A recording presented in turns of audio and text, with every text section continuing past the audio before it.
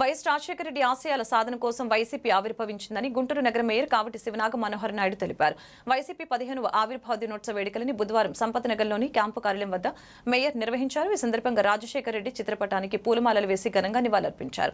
అనంతరం పార్టీ జెండాను ఆవిష్కరించి స్థానిక నాయకులతో కలిసి కేక్ కట్ చేసి చివరిగా మేయర్ మాట్లాడారు. అక్రమ కేసులకి వైసీపీ నాయకులు కార్యకర్తలు భయపడరని, తమ పార్టీ అధికారంలోకి వచ్చి రాష్ట్రానికి పూర్వ వైభవం తీసుకుని వస్తుందని భరోసా ఇచ్చారు. వైఎస్ఆర్ కాంగ్రెస్ పార్టీ 15వ ఆవిర్భావ దినోత్సవాన్ని పురస్కరించుకొని రాష్ట్ర వ్యాప్తంగా కూడా అన్ని పట్టణాలలో అన్ని గ్రామాలలో కూడా ఈ ఆవిర్భావ దినోత్సవాలు చాలా ఘనంగా నిర్వహించడం జరుగుతూ ఉంది. ఆ రోజు 2011వ సంవత్సరం మార్చి 12వ తారీఖున యువజన శ్రామిక రైతు కాంగ్రెస్ పార్టీ అనేటువంటి ఒక పార్టీ జగన్మోహన్ రెడ్డి గారి యొక్క సారథ్యంలో రాజశేఖర రెడ్డి గారి యొక్క ఆశయాల కోసం ఆవిర్భించినటువంటి పార్టీ వైఎస్ఆర్ కాంగ్రెస్ పార్టీ. ఏదైతే రాజశేఖర రెడ్డి గారు 2004లో ముఖ్యమంత్రి అయిన నాటి నుంచి 2009 వరకు అంటే 5.5 సంవత్సరాల పాటు ఆయన అందించినటువంటి సుపరిపాలనలో ఈ దేశంలో ఏ రాష్ట్రంలో కూడా ఏ రాజకీయ పార్టీ కానీ ఏ ప్రభుత్వం కానీ అందించలేనటువంటి సంక్షేమాలని ప్రతి ఒక్క గడప గడపకు తీసుకొచ్చినటువంటి ఏకైక దివంగత ముఖ్యమంత్రి డాక్టర్ వైఎస్ రాజశేఖర రెడ్డి గారు.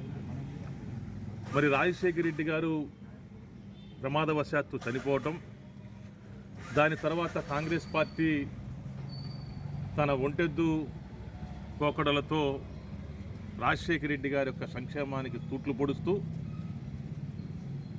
సీల్డ్ కవర్ల ద్వారా ప్రజా మద్దతు లేనటువంటి ముఖ్యమంత్రులను చేస్తూ పూర్తిగా ఆంధ్ర రాష్ట్రాన్ని కాంగ్రెస్ పార్టీ యూపీఏ ప్రభుత్వం సోనియా గాంధీ గారి యొక్క చెప్పు చేతల్లో పెట్టుకోవాలని చెప్పేసి ఆ రోజు ఆమె చేసేటువంటి ప్రయత్నం ఈ రాష్ట్ర ప్రజలందరికీ కూడా తెలుసు.